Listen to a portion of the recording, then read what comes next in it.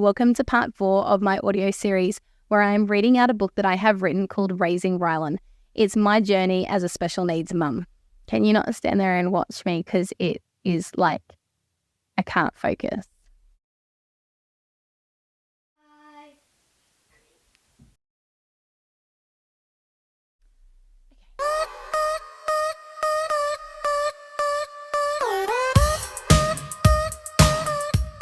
If this is the first time you've come across this channel, make sure you head back over to my page and watch the intro video to see what we are all about.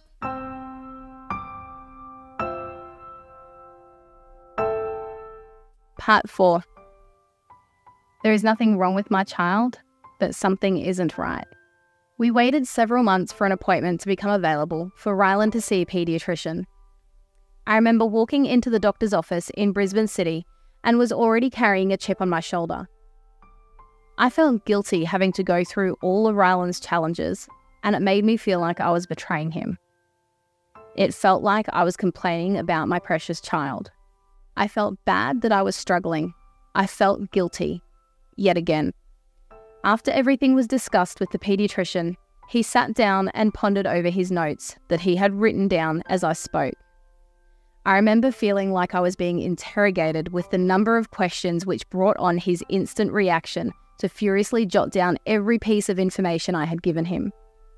He pondered for a while and then looked up at me as he pushed his glasses to the tip of his nose and asked, "From everything that you have told me, what do you think might be going on with Rylan?" I was confused at first. Here was this professional doctor with years of experience asking me what I thought. Shouldn't he be telling me what he thought? After all, this is why I had waited so long for an appointment and paid so much money for a private paediatrician, because the public system told me we would be waiting for years to see someone. I was paying him for his medical opinion, and he was asking me what my opinion was? The confusion quickly changed into a feeling of reassurance. He actually wanted to hear what Rylan's mother thought and felt. The person who not only gave birth to him, but the person who knew him back to front. The person who knew every tiny spot on his body, the milestones he reached or the ones he didn't reach, the way he giggled so hard he would cough, the way his eyelashes were so beautifully long that every girl who saw them would make comments about how jealous they were, the person who bore the brunt of his emotional outbursts, and the person who, though in spite of her unfailing love and relentless pursuit for answers, felt like she wasn't adequate for her role as mother.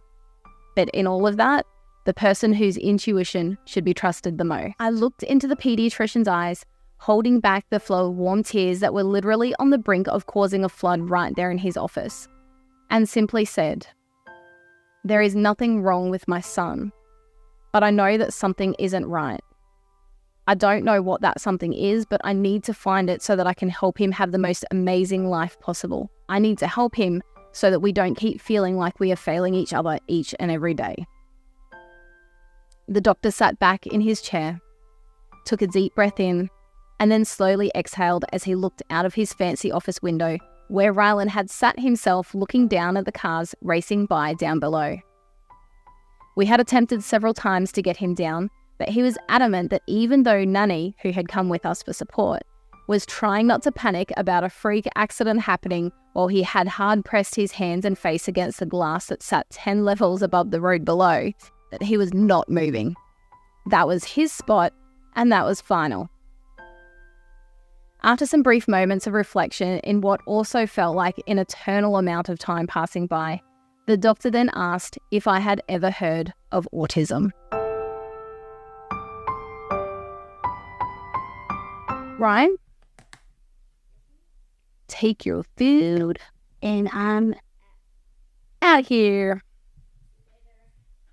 Later, Yater.